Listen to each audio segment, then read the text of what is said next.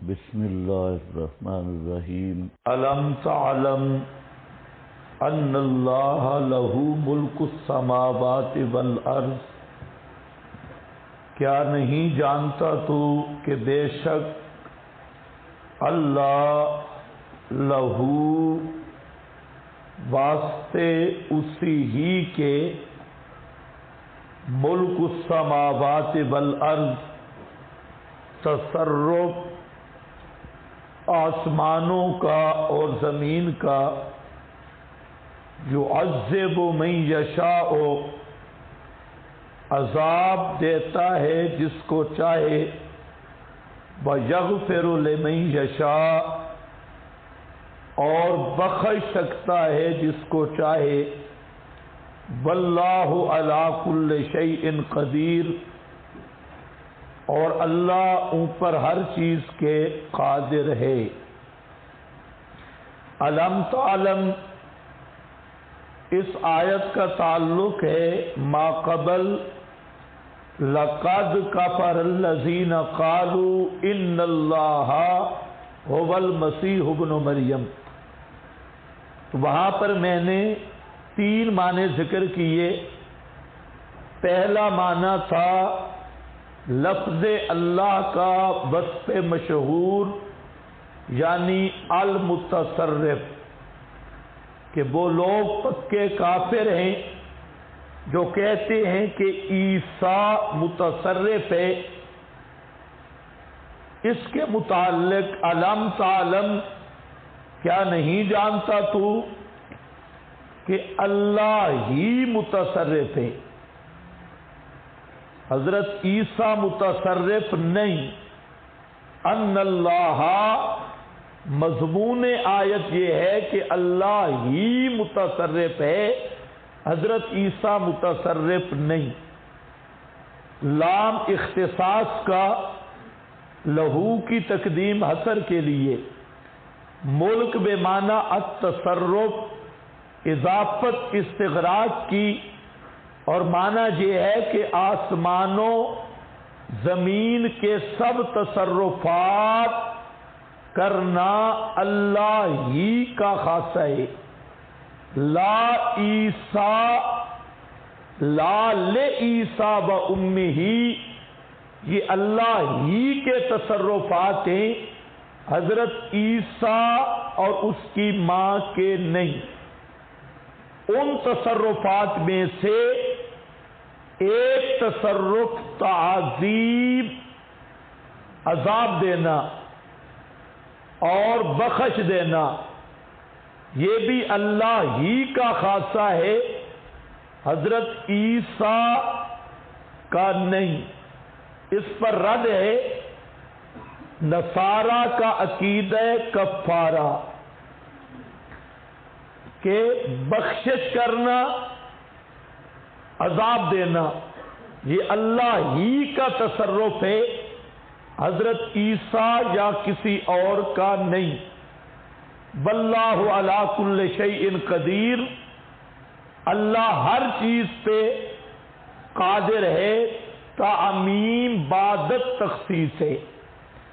یا ایھا الرسول، یہاں سے زجرات برائے منافقین و اہل کتاب اور تسلی للنبی صلی اللہ علیہ وسلم کا مضمون شروع ہو رہا ہے۔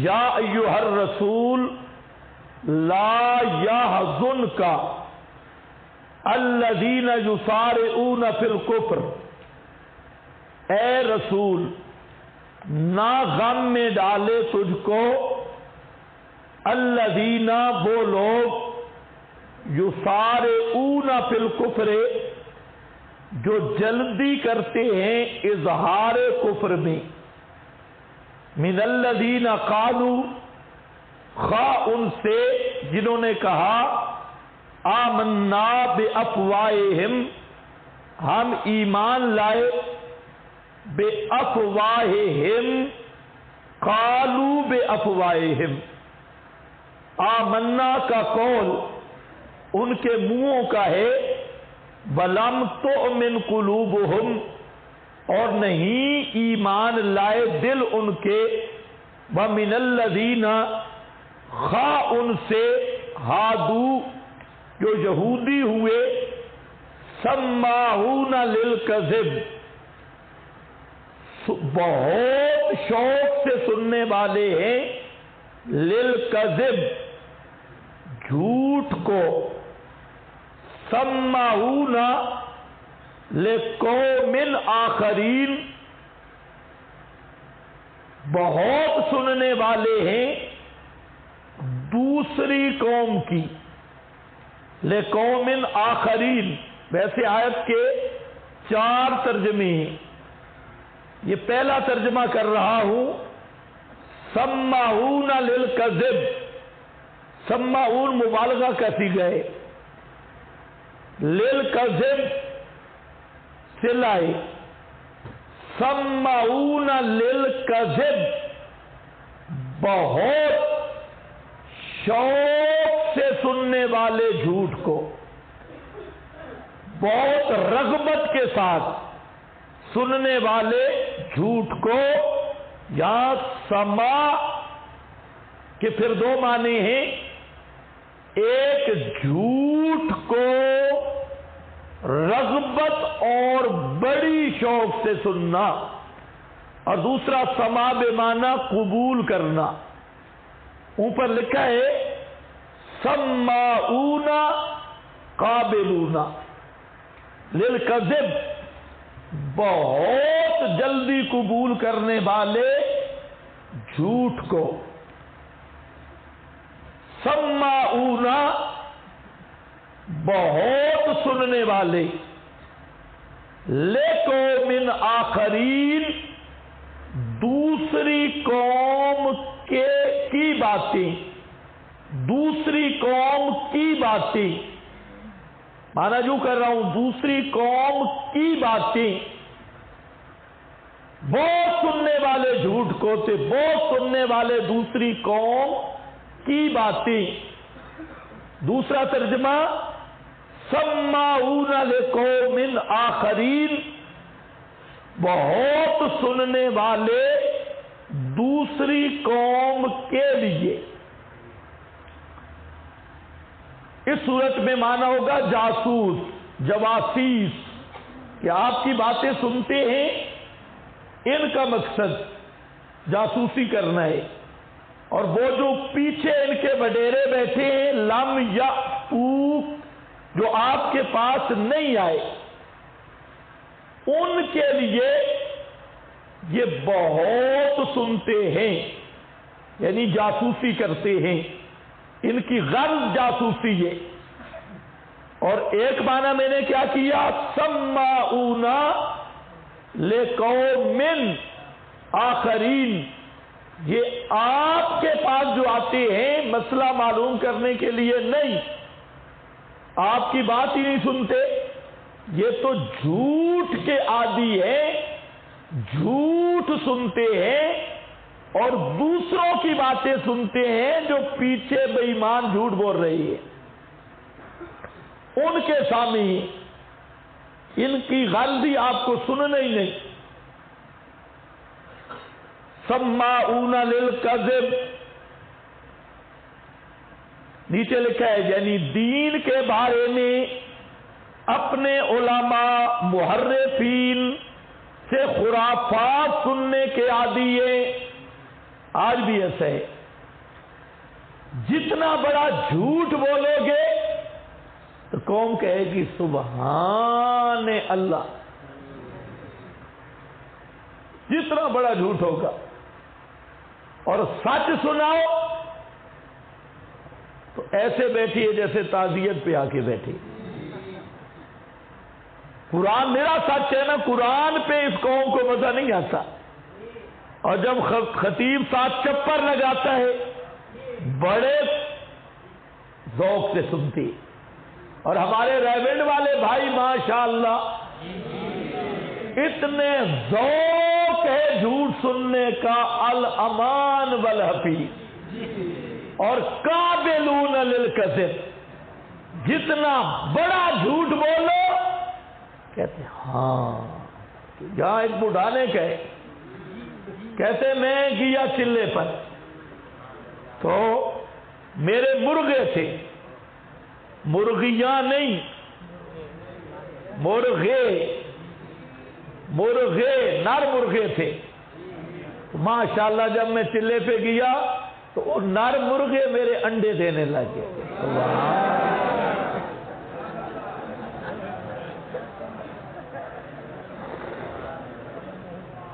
سبحان اللہ۔ میں نے کہا شکر ہے تو نے وہاں چلے پہ بچہ نہیں دے دیا، ادھر مرغے انڈے دینے لگے، تو وہاں بچے دینا شروع کر دیتا۔ خدا تمہیں ہدایت۔ جتنا بڑا جھوٹ، الامان بالحفیظ۔ ہم الحمدللہ ریونڈ میں مقیم بھی رہے، ہے جتنا جھوٹ ریونڈ میں ہوتا ہے پورا ڈپو جھوٹ کا، دنیا میں ایسا جھوٹ نہیں مل سکتا تھوک کے حساب سے۔ اور اتنے ذوق سے سنتے ہیں، اتنے ذوق سے لگتا ہے کہ ان کے کندھوں پہ طوطے بیٹھے ہیں، تھوڑے سے ہلے تو اڑ جائیں گے بڑے۔ اور ان کو قرآن سناؤ فوراً بھاگے، یہ ہوتے ہیں۔ یہی عادت تھی ہادو کی، سمجھتے ہو کس کی؟ ہادو۔ اور وہ جو قالوا آمنا بافواہہم، منافقین اور یہود، یہ منافقین بھی یہودی ہے اصل میں۔ تو ان کی یہ عادت تھی کہ ان کے مولوی جتنا بڑا جھوٹ بولتے سبحان اللہ، تو اور سچ پیغمبر کے سننے کے لیے بھی تیار نہیں تھے۔ اس لیے اللہ نے فرمایا میرا پیغمبر تیرے پاس آتے ہیں لیکن ان کا خیال کرنا یہ سچ کے عادی نہیں، سماعون للکذب، بڑے شوق سے سنتے، ہاں بڑی شوق کرنے والے ہیں لیکن جھوٹ کے، جتنے جھوٹ کے گاہک یہ ہیں سچ کے گاہک ہی نہیں۔ اس طرح بڑے لوگ ہوتے ہیں۔ اور حافظ الاداب تھا حضرت شیخ القرآن کا ہم سفر، شیخ پنڈی کا، بڑا مزاحیہ تھا۔ ایک بریلوی مولوی نے تقریر کی اور تقریر میں بریلوی ملا نے کہا کہ 12 سال بڑھیا کا بیڑا، بڑھیا کے بیٹے کی شادی تھی، اس نے 11ویں نہ دی، شیخ عبد القادر جیلانی نے 12 سال وہ بیڑا غرق کر دیا، اور وہ سارے شادی والے دریا میں چلے گئے، ان کو مچھلیاں کھا گئیں، مچھلیوں کو مچھ کھا گئے، مچھ مر گئے، دریا وہاں سے چھوڑ گئے۔ 12 سال تک بوڑھیا بیٹھی رہی۔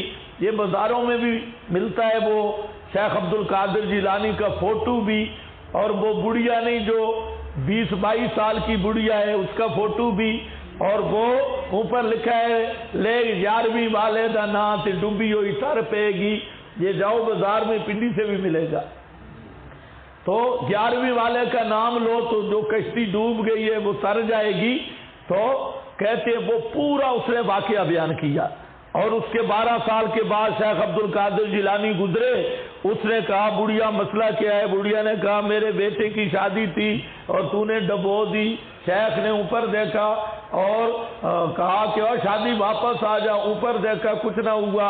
شیخ کے پاس وہ جبہ بھی تھا فخر والا اور تسبیح بھی تھی، اس نے جبہ بھی یوں مارا، تسبیح بھی یوں ماری، تو اس نے کہا یہ لے جبہ، یہ لے تسبیح، یہ لے راز فکر دا، یہ فقر کا جو راز ہے فقیری یہ اپنی واپس کر، ہمیں ایسی فقیری کی کوئی ضرورت نہیں۔ اللہ سے ناراض ہو کے شیخ عبد القادر جیلانی چلا، پیچھے سے آواز آئی او میرا بندہ ناراض نہ ہو۔ یک دم شادی اٹھی، دریا واپس آیا اور ڈھول بجنے لگے، توتیاں شردا، اور بوڑھی دے پتر دی شادی واپس آ گئی۔ اس نے گنو کہ سبحان اللہ سبحان اللہ۔ حافظ الاداد کھڑا ہوا، یہ وہاں سٹیج پہ تھا۔ اس نے کہا بھئی ہمارے علاقے میں ایک لوہار ہے، وہ سارا دن لوہے کا کام کرتے اور شام کو 4 کلو دودھ بھی دیتے ہیں۔ بریلوی نے کہا مولوی نے جھوٹ بولا ہے۔ اگر جھوٹ کیوں بولے؟ 12 سال کے بعد بیڑا تر سکتا ہے اور لوہار 4 کلو دودھ نہیں دے سکتا، تو نے کون سا سچ بولا ہے؟ تو بہرحال یہ ہوتا ہے للکذب۔ اس لیے ہمارے جو عالمی مبلغ ہیں ان کی شہرت کیوں ہے کہ جھوٹ کے ماہر ہیں، ایسا جھوٹ بولیں گے ساتھ روئیں گے بھی صحیح۔ اور روافض کو دیکھو، جھوٹ، اور ہماری عوام بھی اب جھوٹ سننے کی بڑے ذوق۔ یہ ہے سماعون للکذب، یہ یہودیوں کی عادت ہے اور منافقین کی۔ تیسرا معنی سماعون للکذب، یہ لام غایت کا ہے اور معنی یہ ہے آپ کی باتیں سنتے ہیں، للکذب، جھوٹ بولنے کے لیے آپ کی کچھ باتیں سنتے ہیں اور پھر آپ پر جھوٹ بولتے ہیں۔ توجہ ہے نا؟ کچھ باتیں آپ کی سن لی، پھر کیا کیا؟ جھوٹ بولا، ملاوٹ کی، للکذب، اور سنتے بھی کس کی ہیں؟ سماعون لقوم آخرین، سنتے بھی ہیں دوسروں کے لیے اور ان کے سامنے جھوٹ بھی بولتے ہیں۔ معلوم ہوتا ہے وضع الحدیث من فعل الیہود، اس معنی پر وضع الحدیث من فعل الیہود والمنافقین۔ آپ کے زمانے میں بھی حدیثیں وضع ہوتی تھی، اور وضع کون کرتے تھے؟ یہود اور منافقین۔ من وضع الیہود والمنافقین سماعون للکذب سماعون لقوم آخرین لم یأتوک، یہ صفت ہے آخرین کی، وہ قوم جو آپ کے پاس آئی نہیں، آپ کے پاس پہنچی نہیں، ان کے سامنے جھوٹی روایات بیان کرتے ہیں۔ نیچے لکھا ہے وصف اول مرسلین، کبر و عداوت، جنہوں نے بھیجا نا وہ خود شیطان متکبر ہے اور دشمن ہے، وہ آپ کی مجلس میں نہیں آتے، اپنے آپ کو بڑا سمجھتے ہیں، ان کو بھیجتے ہیں ذرا ہو کر آؤ۔ یحرفون الکلمہ، تحریف کرتے ہیں کلم کی، من بعد مواضعہ، یہ مضمون پہلے گزر گیا، من بعد مواضعہ، اس کے مواضع کے بعد، مطلب کیا ہے؟ خالص تحریف کرتے ہیں کلمات کی، مراد جہاں سے تورات ہے، تورات کے کلمات کی تعریف کرتے ہیں۔ یقولون، کہتے ہیں، ان اوتیتم ھذا فخذوہ، یہ جو یقولون ہے نا، یہ وہی تعریف کا ایک نمونہ ہے۔ کیسے تعریف کرتے ہیں؟ کہتے ہیں اگر تم دیے گئے یہ حکم فخذوہ، تو اس کو لے لو، وہ محرم شدہ، اور اگر وہ نہ دیے گئے فاحذروا، بچ کے رہو، اگر وہ حکم نہ دیے گئے بچ کے رہو۔ اصل میں یہ ایک مسئلہ پیش آیا، مسئلہ یہ تھا، مسلم شریف میں حدیث ہے، مسئلہ یہ پیش آیا کہ یہود میں ایک مرد اور عورت زنا میں پکڑے گئے، تورات میں اصل حکم تھا رجم، لیکن یہود نے یہ سزا بدل دی تھی،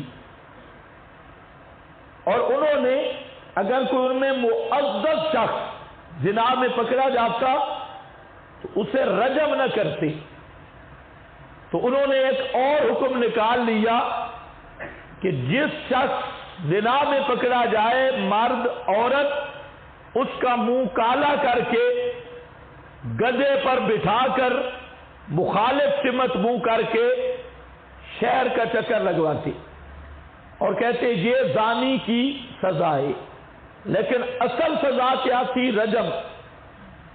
اس سزا کی تحریف کی انہوں نے، بدلا، اور کیوں بدلا؟ بڈیروں کی خاطر، معززین کی خاطر مولویوں نے یہ مسئلہ بدل دیا۔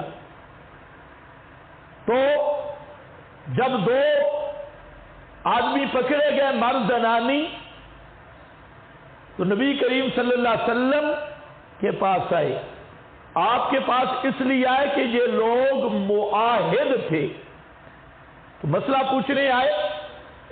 انہوں نے بھیجا آدمیوں کو کہ جا کے محمد صلی اللہ علیہ وسلم سے مسئلہ پوچھو، اگر وہ رجم کا حکم دے تو فاذروا، اس سے بچنا اور اس کو خفیہ رکھنا۔ اگر رجم کے علاوہ حکم دے، ان اوتی تم ہاذا، یہ مطلب کے مطابق ہو، فخذوہ ہو، اس کو لے لینا۔ رجم کے علاوہ حکم ہو، اس کو لے لینا۔ رجم والا اس سے بچنا، اس چیز کو مخفی رکھنا۔ بعض حدیث میں آتا ہے کہ وہاں یہود، بنی قریظہ وغیرہ یہ مل کے آئے، کعب بن اشرف اور بڑے بڑے ان کے مولوی، وہ مل کے آپ کے پاس آئے اور انہوں نے آپ سے مسئلہ پوچھا کہ اسلام میں زانی مرد اور زانی عورت جو شادی شدہ ہوں، اس کی کیا سزا ہے؟ تو آپ صلی اللہ علیہ وسلم نے فرمایا رجم۔ انہوں نے کہا یہ تو بہت سخت سزا ہے۔ تو آپ نے فرمایا تمہاری تورات میں یہ حکم موجود ہے۔ ابن سوریہ ایک بزرگ تھا، اس کو بلایا گیا، یہ فدق کے یہودیوں میں سے تھا، اور بڑا پہلے آپ نے پوچھا یہود سے کہ یہ کیسا آدمی ہے؟ انہوں نے کہا کہ اس سے بڑا ماہر علم کا ہماری جماعت میں موجود نہیں۔ وہ ابن سوریہ آیا تو نبی کریم صلی اللہ علیہ وسلم نے ابن سوریہ کو فرمایا کہ تجھے قسم اس اللہ کی جس نے موسیٰ پہ تورات نازل کی، جھوٹ نہیں بولنا، تورات میں کیا سزا ہے؟ اب وہ سوریہ کانپنے لگ گیا۔ شکر ہے وہ یہودی تھا، آج کا بدتی مولوی ہوتا سر پہ قرآن رکھ کے بھی جھوٹ بول دیتا، لیکن جب منزل تورات کی قسم اٹھوائی گئی تو ابن سوریہ یہودی ہو کر کانپنے لگ گیا اور کہتا ہے اگر تم مجھ سے یہ قسم نہ لیتا تو میں کبھی آپ کو نہ بتاتا۔ اصل میں ہماری تورات میں مسئلہ ہے رجم کا، اور ہم نے بڑوں کی رعایت کی خاطر اس حکم کو بدل رکھا ہے۔ دوسری روایت میں یہ بھی ہے کہ ایک یہاں پر بڑا بزرگ تھا، یہودیوں کا شیخ التورات، آپ نے تورات منگوائی، فرمایا ذرا پڑھ، تو اس نے رجم والی آیت پہ ہاتھ رکھ دیا، آگے پڑھنا شروع کیا۔ جو بعض یہودی مسلمان ہو چکے تھے انہوں نے ہاتھ اٹھایا، کہا یہ رجم کی آیت ہے، ہم نے یہ نمونہ دیکھا ہے، روایت میں بھی آیا۔ یہ آل بدعت کا ایک مولوی ہے عبدالستار توسوی، مر گیا بیچارہ، تو یہ ایسا بے ایمان تھا، اس کی سفید داڑھی یہاں تک آتی تھی، سر پہ اس طرح ہوتا تھا۔ نیٹ پہ آپ شکل دیکھیں، نیٹ پہ موجود ہے، تو ایسی معصومانہ شکل اور اتنا بڑا بے ایمان تھا، الامان والحفیظ۔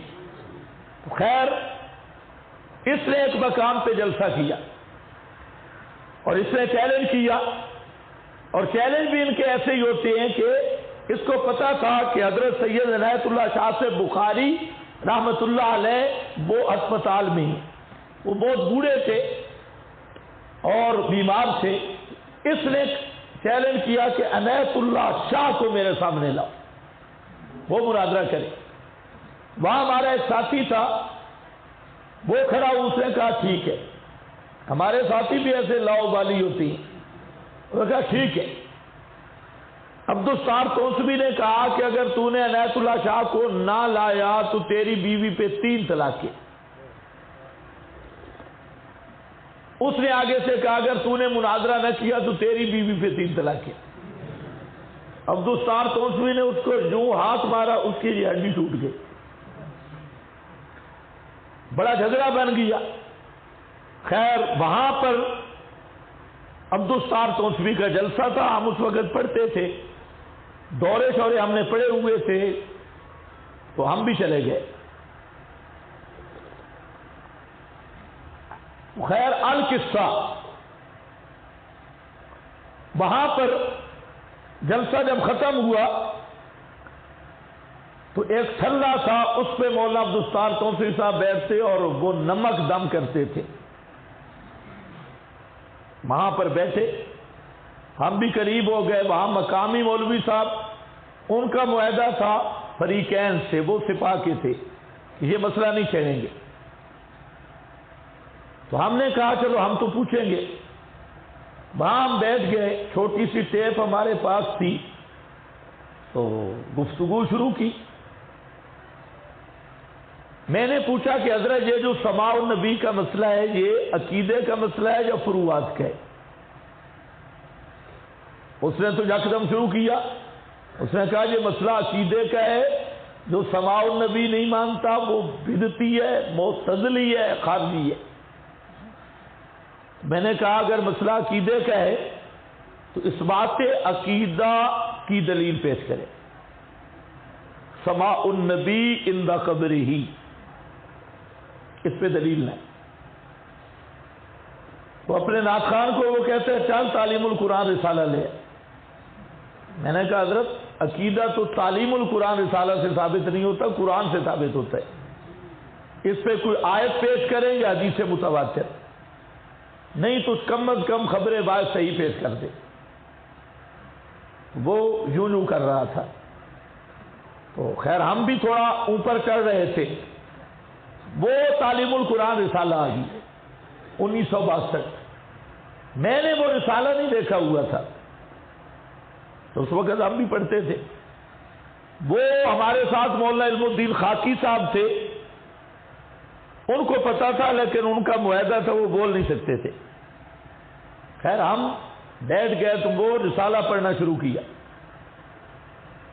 تو مولانا علم الدین صاحب نے مجھے بتا دیا کہ یہ ساتھ جو عبارت لکھی ہے، اس میں یہ لکھا ہے کہ عنایت اللہ شاہ صاحب سماع النبی کے عند القبر کے منکر ہیں، لیکن اہل سنت والجماعت سے ہیں اور دیوبندی ہے، خادم دیوبندیت ہے، یہ لکھا ہے۔ بس مجھے پتا چل گیا، پہلے نہیں تھا مجھے پتا۔ میں نے کہا اس کو وہ رسالہ شروع سے پڑھے، یہ لائن چھوڑ کے پھر آگے جائے۔ تو میں نے کہا حضرت پیچھے سے پڑھو۔ جب پیچھے پڑھنے لگا تو پورا صفحہ پیچھے چلا گیا۔ پھر جب اس لائن پہ آیا تو اسی یہودی کی طرح جو انگلی رکھے ہوئے تھا، کہتا ہے کہ تم میں کوئی اردو پڑھ لیتا ہے؟ میں نے کہا جی الحمدللہ میں پڑھ لیتا ہوں، مجھے تو رسالہ ہے، میں پڑھ کے دیتا ہوں۔ وہ رسالہ لینے کے لیے میں آگے ہوا تو ہمارے جو ساتھی ٹیپ کر رہا تھا، ان کے ساتھی نے اس سے ٹیپ چھین لی، ریکارڈنگ ہو رہی تھی، تو اب اس نے اس پہ حملہ کیا، اس نے اس پہ حملہ کیا، لڑائی شروع ہو گئی، زبردست لڑائی ہوئی۔ وہ اوپر تھلا تھا اور نیچے عوام، کوئی کس کو پکڑ کے رگڑ رہا ہے، کوئی کس کو پکڑ کے رگڑ رہا ہے۔ اوپر ہم بچ گئے، مولانا عبدالستار توسوی، میں تھا، مولانا عبدالقدوس حیدری اور 4-5 ہمارے ساتھی طالب علم تھے۔ تو میں نے ان کو کہا اس بڈھے کو پکڑو جی، آپ اکیلا رہ گیا۔ وہ سارے نیچے گئے، ہم ادھر گئے۔ وہ پہلے تو بڈھا ایسا تھا نا کہ اس کو 4 آدمی اٹھاتے تو وہ اٹھ ہی نہیں رہے، بڈھا اتنی سپیڈ سے بھاگا کہ ہم اس کو مل ہی نہیں سکے. پہلے تو سٹیج پہ بٹھانے کے لیے 4 آدمی ادھر سے پکڑے ہوئے ادھر سے پکڑے ہوئے اس کو آرام سے بٹھاتے, لیکن اس دن پتا چلا کہ بڈھا بڑی سپیڈ میں تھا. گرمیاں سخت تھی, شدید گرمی تھی, بجلی شجلی نہیں تھی, دیہاتی موسم تھا. تو مولانا عبدالستار توسوی بھاگا کمرے کے اندر سے اس نے کنڈی لگا دی. یہ اندر, ہم تھلے پہ, عوام نیچے.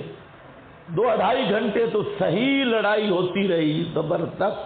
بعد میں پھر پولیس آئی تو وہ منت کرنے لگے, جی آپ چلے جائیں. ہم نے کہا نہیں, ہم نے تو دیکھنی ہے عبارت. اس نے اس یہودی کی طرح اوپر انگلی رکھی ہے, پیچھے پڑتا ہے آگے پڑتا ہے لیکن اصل عبارت نہیں پڑتا. تو بعد میں وہ جو اس کے مہمان تھے انہوں نے دروازہ کھٹکھٹایا, مولوی صاحب باہر ہو. لیکن یہ ایسا ڈرا ہوا تھا, ان کے کھٹکھٹانے سے بھی نہیں آ رہا تھا. انہوں نے پھر نام بتایا, میں فلاں بول رہا ہوں.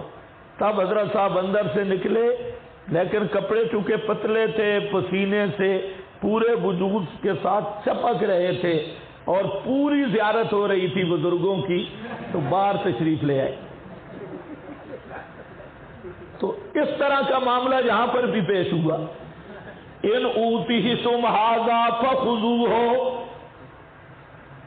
تو اس نے اوپر وہ تو رجم والی آیت کے ہاتھ رکھ دیا. ہاں بھائی, تو یہ وہی بات ہے, یحرفون الکلم من بعد مواضعہ, نیچے لکھا ہے الجلد مکان الرجم. رجم صحیح کر لو, التفسیر کبیر. یقولون ان اوتیتم وقت پہ دوم, یعنی طلب حق سے دوسروں کو روکتے ہیں. ایک تو وہ بھیجنے والے متکبر شیاطین ہیں اور دشمن ہیں, خود نہیں آئے. اور دوسرا وقت پہ یحرفون الکلم, وہ محرف ہیں, احکام شرع کو بدل دیتے ہیں. اور یہ جو ہے یہ تیسرا وقت ہے یقولون, تصحیح کر لو. تیسرا وقت یہ ہے طلب حق سے دوسروں کو بھی روکتے ہیں.